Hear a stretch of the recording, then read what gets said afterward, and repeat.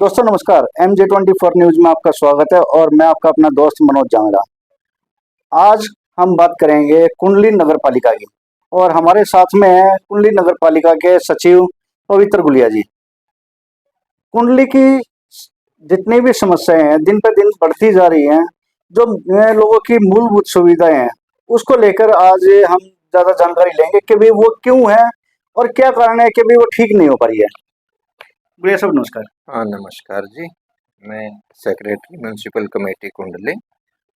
और जहाँ तक बेसिक सुविधाओं का सवाल है, जो बुनियादी सुविधाएं हैं सिविक कम्युनिटीज में देने के लिए हम कर्तव्यबद्ध हैं। बिल्कुल 24x7 पब्लिक की सहभागिता से, उनके जन सहयोग से हम 24 घंटे तैयार रहते हैं लोगों की सुविधाएं देने के लिए, और जो भी हमारी ड्यूटीज हैं उनको पूरा करने के लिए। हमारे पास फिलहाल सैनिटेशन को लेके हम बात करेंगे सबसे पहले, फर्स्ट ऑफ ऑल, क्योंकि मेन जो बुनियादी समस्या है वो कुंडली के अंदर सैनिटेशन को लेके है। उसका जो सबसे मूल कारण है वो ये है कि सैनिटेशन में कुंडली क्षेत्र के लिए कोई एसटीपी वगैरह, कोई सीवर लाइन वगैरह नहीं है। सीवेजेज का, एसटीपी का अभी अप्रैल में टेंडर किया हुआ है एसएमडीए द्वारा। उससे ये तकरीबन समस्या स्टॉर्म वाटर की और जो ये गंदा पानी है इसकी समस्या से निजात पाया जा सकता है। ये इसका बजट कितना होगा? सर इसका बजट, सॉरी, एसएमडीए इसका काम कर रहा है सर। 12 से 14 करोड़ का है उसका बजट, ठीक है जी। और स्टॉर्म वाटर का जो श्री एस के दैया जी हैं, जो वहाँ एससी हैं, उन्होंने मुझे बताया था, विधायक मैडम के कार्यालय में मीटिंग हुई थी, 9.5 करोड़ का स्टॉर्म वाटर का लिया हुआ है, ठीक है जी। हमारे 3 जोड़ हैं वो भी वो टेकअप कर रहे हैं, हमने उनको रिटर्न में दे दिया है। तीनों जोड़ों का जो सौंदर्यकरण का है और डिस्पोजल का काम एसएमडीए द्वारा किया जाएगा।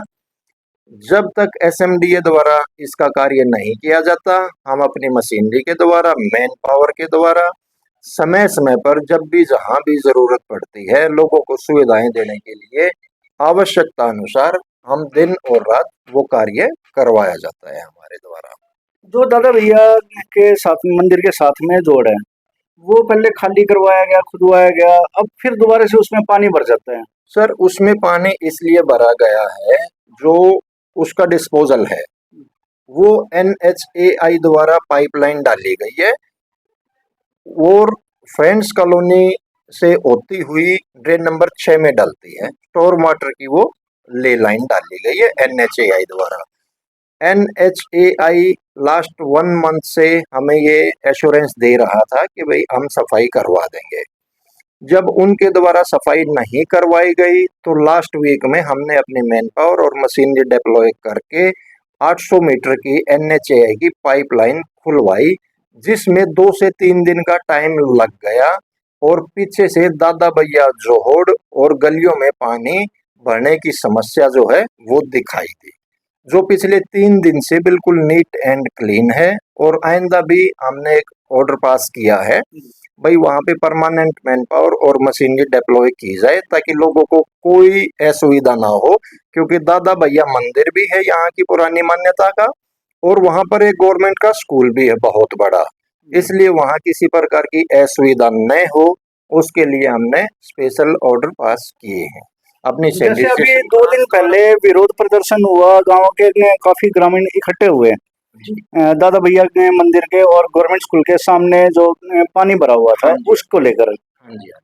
साथ में पूरे गांव में जितना गंदगी चरम सीमा पर है, उसके बाद ये क्यों आप जागे कि भाई वो पानी साफ हो गया एक ही दिन में? नहीं, मैंने आपको अभी थोड़ी देर पहले बताया ना, लेकिन उससे पहले इतने दिन से पानी भरा हुआ था। नहीं, इतने दिन से नहीं भरा हुआ था, 15 दिन पहले तक मैं आपको फोटोज वीडियो दिखा सकता हूँ। हमने जोड़ को बिल्कुल खाली करवा दिया था, वो पाइपलाइन चोक्ड होने के कारण उसमें सॉलिड वेस्ट बहुत ज्यादा आ गया NHAI की पाइपलाइन में, वो चोक्ड होने के कारण ये समस्या हुई थी। हम उसको ठीक करवाने लगे थे, वहाँ कुछ नोटोरियस 8 से 10 आदमी जो है हमारे उनको भगा दिया, सैनिटेशन वर्कर्स को, और उनको काम नहीं करने दिया, इसलिए ज्यादा समस्या ओवरफ्लो पानी का हुआ। और जो इसमें मेन प्रॉब्लम है दादा भैया जोड़ का, हमने बाउंड्री वॉल का भी टेंडर दिया हुआ है, पैसे लाख रुपए का अप्रोक्सीमेटली। और उसके बाद उसके सौंदर्यीकरण का काम एसएमडीए द्वारा किया जाएगा। तो दादा भैया पर जो एक आरा है और उसके बाद 14-15 अवैध कब्जे हैं टेम्परेरी, वहां पर कबाड़ियों का काम होता है। और आरे की वजह से आधे से ज्यादा जोहड़ पर एंक्रोचमेंट है, जिससे पानी का जो डिस्पोजल का मेन फ्लो है वो नहीं हो पाता। उन अवैध कब्जों की वजह से उसमें रुकावट पैदा होती है, बाधा उत्पन्न होती है। अब मैंने नोटिस दिया तो मेरे नोटिस के खिलाफ वो हाई कोर्ट में चले गए थे। हाई कोर्ट ने उनकी अपील को डिसमिस कर दिया, डिस्पोज ऑफ कर दिया। ऑर्डर मेरे पास है, मैं आपको दिखा दूंगा। और 10 दिन में स्पीकिंग ऑर्डर करके उसमें नेक्स्ट एक्शन लेने के लिए मुझे हाई कोर्ट द्वारा डायरेक्शन जारी की गई है। जैसे अभी भी दादा भैया वाला जो जोड़ है वो उसकी खुदाई हुई थी। जी लेकिन जो आप कब्जे बता रहे हैं, कब्जे जी छोड़ के सिर्फ उतनी ही जगह की खुदाई हुई। सर, यही मैं उसी बात पे आ रहा था ना। जो हमारी बाउंड्री वॉल का टेंडर है और खुदाई का टेंडर है, खुदाई का टेंडर अभी हम नहीं कर रहे हैं। हमने उसमें जो पानी जा रहा है गांव के पानी को अलग से टैप करके स्टॉर्म वाटर को एनएचएआई की पाइपलाइन में जोड़ना है। उसके लिए जो हमारी ड्राइंग है, डीपीआर डिजाइन वगैरह हमने तैयार किए गए हैं, वो अवैध कब्जे मुख्य रूप से उसमें बाधा बने हुए हैं। हमने उनको 15 दिन का नोटिस दिया है, मुनादी भी करवाई। ऑलरेडी हम पहले भी 4 बार उनको नोटिस दे चुके थे। तो अभी हमें माननीय उच्च न्यायालय द्वारा 10 दिन के लिए बाउंड किया हुआ है कि कोई भी कर्सिव या फोर्सफुली एक्शन ना लिया जाए। उनको बुलाकर एक बार स्पीकिंग ऑर्डर आप द्वारा पास किया जाएगा, उसके बाद आप उसमें नेक्स्ट कदम उठाएंगे। एक बात और सुनने को मिली है, परसों जैसे गांव के कुछ लोग आए थे, उनके साथ में कुछ समाज सेवी भी बताते हैं कि भी वो भी आए थे। जैसे एक बड़ा नाम है रौनक खत्री है और रवीश भारद्वाज है। सोनीपत से एक देवेंद्र गौतम जी हैं। बताया जा रहा है कि अभी आपको और चेयरमैन साहब को बंधक बना के यहाँ बिठाया गया था जब बातचीत हुई है। नहीं, बंधक बनाने वाली कितनी सच्चाई है? ना ना, ये बिल्कुल इसका बिल्कुल निराधार बात है। ये इसका कोई बेस नहीं है, बिल्कुल बंधक नहीं बनाया गया था। मैं सुबह से अपनी सैनिटेशन टीम के साथ दादा भैया पर था, जो वो काम स्टार्ट करवाए गांव वालों से रिक्वेस्ट करके। जी। वो काम करने से मना कर रहे थे, उनको बताया समझाया तो उन्होंने बहुत बढ़िया कोऑपरेट किया। हम ऑफिस में आ गए थे, हमारे पास बार बार कॉल आई हुई थी कि सर एक बार ज्ञापन देना है, आपसे मिलना है, उनकी टीम के द्वारा। तो हम आए तो 20-30 जो भी उनके साथ वो गांव के व्यक्ति थे, और उन्होंने बहुत बढ़िया एज ए सिविलियन हमारे साथ व्यवहार किया। बंधक बनाने वाली बिल्कुल भी बात नहीं थी। क्योंकि आज मैंने एक वीडियो देखी है आपके क्षेत्र में, एक पार्षद जी हैं, मैं नाम नहीं लेना चाहूंगा दोस्तों, आप सब समझदार हैं। एक पार्षद जी हैं, उन्होंने अपने पेज पे लाइव आके बताया कि अभी बंधक बनाया गया था आपको। नहीं, शायद वो पार्षद जी मेरे ख्याल से उस मीटिंग में नहीं रहे होंगे, क्योंकि मैं और चेयरमैन पुत्र श्री रोहित जी रोहित और जी के हम नरेश पार्षद हैं। दोस्तों मेरे छोटे भाई हैं रोहित जी, और बड़े एक्टिव भी हैं। और हाँ, बिल्कुल एक्टिव हैं जी। और हमारी जो चेयरपर्सन है वो भी बहुत एक्टिव हैं, और वो कभी भी किसी भी काम में जो है ना हमेशा तत्पर प्रयास करते रहते हैं। तो हमारे पास तो उस मीटिंग में तो कोई पार्षद थे नहीं। एक नरेश जी थे, वार्ड नंबर 2 से दो हैं। तीन हाँ, पार्षद थे। नहीं, एक ही पार्षद थे, 2 ठीक है नहीं थे। और रोहित जी बैठे थे, जी। और मेरे ख्याल से उनको इस बात की जानकारी नहीं होगी। हमारे बहुत ही सौहार्दपूर्ण मीटिंग हुई है, उन्होंने ज्ञापन दिया, हमने उनको आश्वासन दिया था, हम उस आश्वासन पर खरे उतरे। और उसी दिन 24 घंटे के अंदर अंदर सारी समस्या का समाधान कर लिया गया था। पार्षद जी, मैं आपको कहना चाहूंगा कि भाई एक बार आप अपने स्टेटमेंट से पहले थोड़ा सा कंफर्म कर लें। गुलिया साहब ने बिल्कुल आपकी बात का खंडन कर दिया है कि कोई बंधक नहीं बनाया और बड़े सौहार्द के साथ में मीटिंग हुई है। हाँ जी, बिल्कुल। जो अच्छा, इसके बाद एक दूसरी बात और करना चाहूंगा। जैसे नालियों को खत्म करके पाइप बिछाने का काम किया जा रहा है, तो वो कितना कामयाब है? सर, मैं आपको बताना चाहूंगा, जो हमने सर्वे किया था ना, बिल्कुल स्टेप बाय स्टेप पूरी कुंडली का सर्वे किया गया था, 1-1 इंच का। उसमें जहां मेजर इश्यूज थे ऑन पब्लिक डिमांड, जो ओपन ड्रेनेजेस हैं, जैसे मैंने आपको पहले बताया कि यहाँ कोई सीवर लाइन या एसटीपी वगैरह नहीं है, तो जितना भी है वेस्ट डिस्पोजल भी और रेन वाटर डिस्पोजल भी, स्टॉर्म सिस्टम भी, वो सारा ओपन ड्रेनेजेस द्वारा है। तो जहां लोगों की डिमांड के अकॉर्डिंग फिजिबिलिटी दिखाई दी कि ओपन ड्रेनेजेस को खत्म करके इसमें अच्छे मजबूती से पाइपलाइन डालकर उसका डिस्पोज ऑफ किया जाए, ताकि ऊपर से उसको कवर करके और वो मतलब नीट एंड क्लीन दिखाई दे, और सिर्फ पानी पानी उसमें जाए। 10 से 12 फुट पर मेन होल होना चाहिए, जाली उसके बाद होनी जो कोई चाहिए उसमें जाली वगैरह उसके। लगाएंगे जो हाँ कूड़ा ना जाए। बिल्कुल जी बिल्कुल, उसकी क्लीनिंग का भी ध्यान रखना पड़ेगा, समय समय पर स्पेशल ड्यूटी लगाई जाएगी। तो ओपन ड्रेनेजेस क्या के जो न्यूसेंस, सफाई कर्मी है उनकी संख्या बढ़ाई जाएगी? हाँ जी बिल्कुल बढ़ाई जाएगी। सरकार द्वारा हमारे से प्रपोजल भी मांगा गया है। अभी हमने हमारे जो सीएम जी थे, उनकी सहायता से हम एक रिपोर्ट भी तैयार कर रहे हैं, जो गवर्नमेंट को कितने भेजे। कर्मियों की डिमांड आपने भेजी है? अभी भेजे नहीं है सर, हमारा प्रपोजल तैयार हो रहा जी। है। सीएम जी भी हमारे इसमें बहुत सहायता कर रहे जो हैं। पाइप बिछाए जा रहे हैं उनके ऊपर जो सीमेंट डाली जा रही है जी उसको कवर करने के लिए, जी ताकि पाइप ना टूटे। जी जी जी। कई जगह ऐसा देखा गया है कि भाई उस जो सीमेंट के ऊपर जो मटेरियल डाला गया है उसकी क्वालिटी बड़ी ही निम्न दर्जे की है, बहुत सारी जगह टूट भी चुका है, जिस कारण पाइप भी टूट जाएंगे और फिर दोबारा से समस्या आएगी। मेरे संज्ञान में ये मामला आया था, हमने खुद जाकर इसकी विजिट की थी। टेक्निकल मेरे पास 3 जेई हैं और एक एसडीओ है, बल्कि एक और कमिश्नर साहब ने एडिशनल ऑर्डर किए हैं कुंडली की समस्याओं को देखते हुए। तो अगर कहीं पर इस प्रकार की समस्या है तो उसका विजिट करके, उसका निरीक्षण करके और उसको दूर किया जाएगा। इसके लिए हम कर्तव्यबद्ध हैं।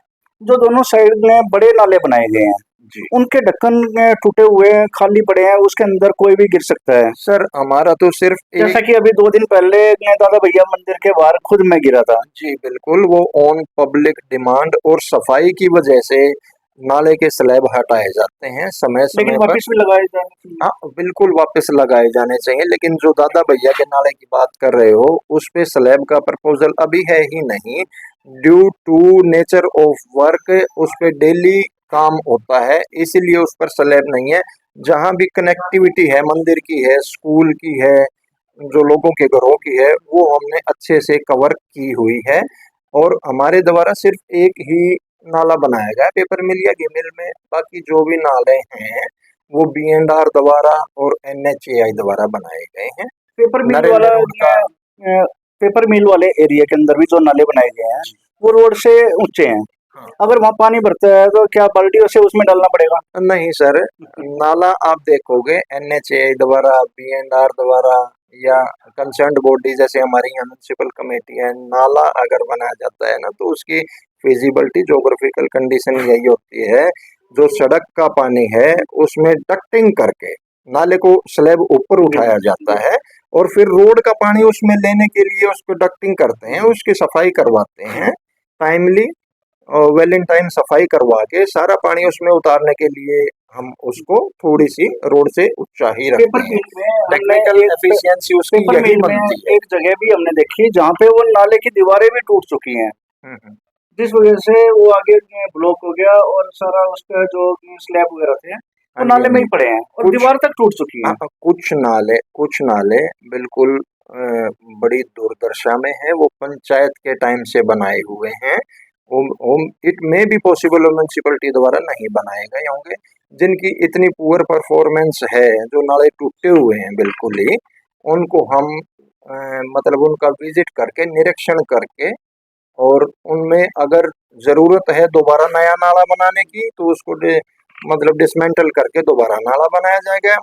रिपेयर मेंटेनेंस की जरूरत है तो उसकी रिपेयर मेंटेनेंस करवा दी जाएगी। इसके लिए हमारे टेंडर भी लगे हुए हैं।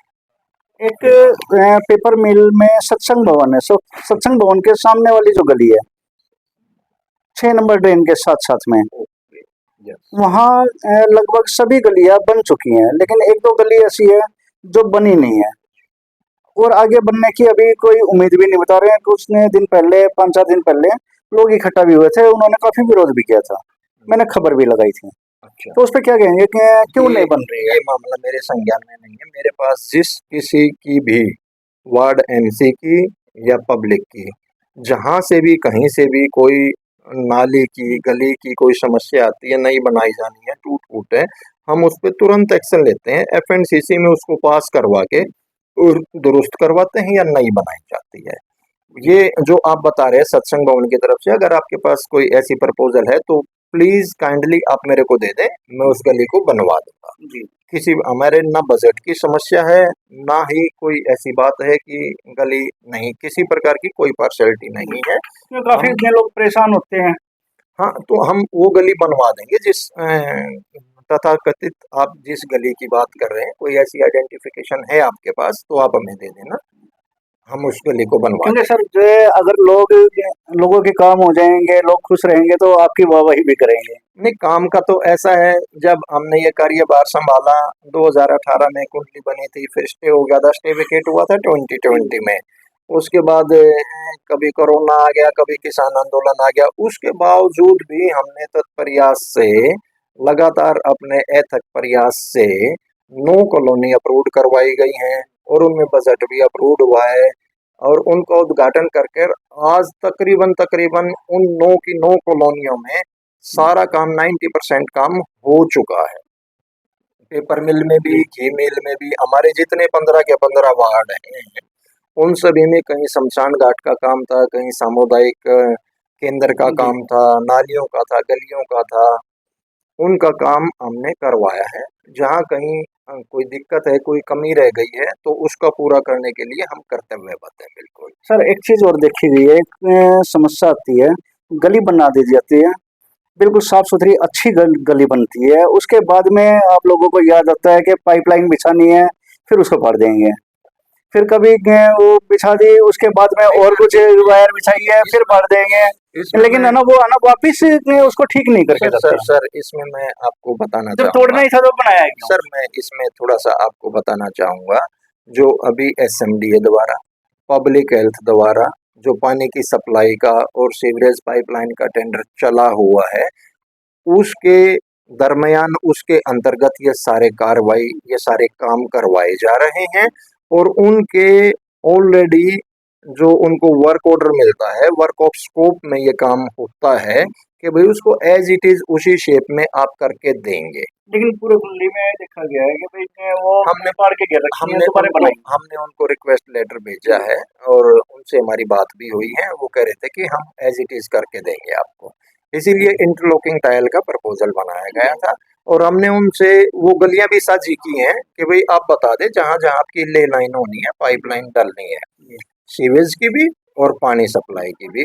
उनको हमने होल्ड कर लिया है कुछ गलियों को कि भाई पहले वो पाइपलाइन का काम हो जाए, उसके बाद हम अपनी गलियां बना दे। कोई भी गलियां हम सीसी की इसीलिए नहीं बनाते, और चांस अगर बाद में उनको काम करना भी पड़े तो इंटरलॉकिंग टाइल फिजिबल होती है, वापस उसी दिशा में आ जाती है। एक आखिरी सवाल और करना जी चाहूंगा, जी काफी जी। आज इतने लंबा हो गया। बताइए बताइए। आ, जो प्याऊमनियारी मार्केट है, जी उस पे इतना इंक्रोचमेंट है, इतना अतिक्रमण है कि भाई लोगों का फुटपाथ पे चलने की बजाय रोड पे चलने पे मजबूर है। जी। और कई बार इतना भीड़ हो जाती है, जैसे कि रविवार के दिन सभी की छुट्टी होती है, जी। तो वहाँ एक मेला जैसा लगता है। हाँ जी।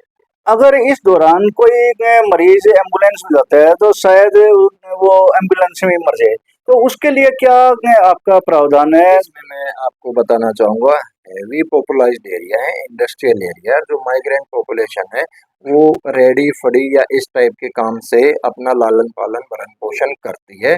उसके बावजूद भी हमने वहाँ डिमार्केशन भी की हुई है, समय समय पर मुनादी भी करवाते हैं और एंक्रोचमेंट अभियान भी चलाया जाता है। इसके लास्ट लिए टाइम मुनादी कब करवाई थी? लास्ट टाइम मुनादी हमने लास्ट वीक में ही करवाई थी जी, उसके हमारे पास वीडियोस हैं, प्रूफ है, वो मैं आपको दे सकता हूँ। जो मीट मार्केट भी बंद करवाई थी नवरात्रों के उपलक्ष्य में, ठीक है ना, और यहाँ एसएचओ हैं श्री सेठी मलिक जी, जी। उनको भी हमने लिखा हुआ है, अगले सप्ताह से ये अभियान दोबारा से अब चलाया जैसे जाएगा। दुकानदारों ने 15-15, 20-20 फीट तक आगे बढ़ा रखी है, हाँ जी। चलो रेडी लग जाए, रेडी से इतनी दिक्कत नहीं आएगी। हाँ जी। हाँ जी। उससे पहले दुकानदारों ने ही इतना हाँ, एनक्रोचमेंट बहुत किया। सारा सामान जो है ना, बहुत चौड़ी सड़क है वो, जी। से 66 फीट से भी बहुत ज्यादा चौड़ी बिल्कुल। सड़क है, वॉल टू वॉल। और उसके लिए हमने सेठी मलिक जी से राइडर मांगे हुए हैं, पुलिस सहायता लेकर हम उसको ठीक करवाएंगे, एंक्रोचमेंट को कोशिश करेंगे। उसको दुरुस्त करवाने की। क्या इंक्रोचमेंट के हटवाने के लिए बुलडोजर का इस्तेमाल किया जाएगा? ना बुलडोजर का तो इस्तेमाल नहीं किया जाएगा, उसकी जरूरत नहीं है। बड़ी कोऑपरेटिव पब्लिक है, हम मुनादी करवाते हैं या हम एंक्रोचमेंट अभियान के लिए जाते हैं तो वो कोऑपरेशन करते फिर हैं। भी अगर नहीं हटता है, नहीं हटेगा तो उसमें सख्ती अमल में लाई जाएगी। बिल्कुल। कब तक होगा ये? नेक्स्ट वीक से स्टार्ट कर देंगे हम। हाँ जी, मंडे से ये हमारा अभियान चलाया जाएगा एंक्रोचमेंट। चलिए साहब, बहुत बहुत धन्यवाद है, आज आपका काफी समय लिया। तो दोस्तों, ये थे हमारे साथ में पवित्र गुलिया जी, और हमने काफी चर्चा की है कुंडली और प्याऊ मनियारी के क्षेत्र से संबंधित जो समस्याएं थी। गुलिया साहब ने भी बताया कि भाई क्यों समस्या आ रही है और उनका आगे समाधान क्या है। तो बने रहिए ऐसी ही ताज़ा खबरों के लिए MJ24 न्यूज के साथ में। मैं आपका अपना दोस्त मनोज जांगड़ा। जय हिंद।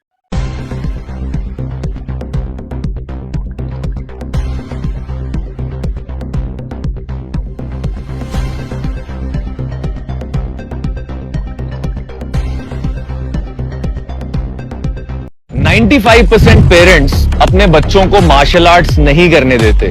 उन्हें लगता है क्या है, ये मारपीट, चोट लग जाएगी, ये हो जाएगा, वो हो जाएगा। बट उसके बाद वो सोचते हैं मेरा बेटा वीक क्यों है या मेरी बेटी कमजोर क्यों है, ओवरवेट क्यों है, लेजी क्यों है, फोकस्ड क्यों नहीं है। Boss, martial arts training is not just about kicks and punches and fighting. Martial arts training is about making you a warrior.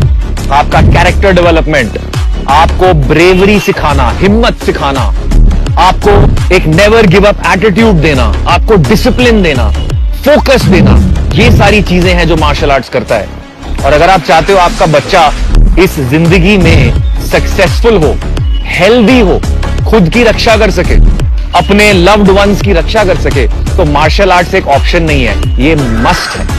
हाँ, डोजो में, ट्रेनिंग में आपका बच्चा गिरेगा जरूर, लेकिन गिर के उठना भी सीखेगा। एंड जिंदगी में अगर अपने बच्चे को पावरफुल बनाना है तो उसको शेल्टर मत करो, बल्कि उसको वो टूल्स दो जिनसे वो जिंदगी के उतार चढ़ाव को हैंडल करके आगे बढ़ सके। So always make your kids do martial arts.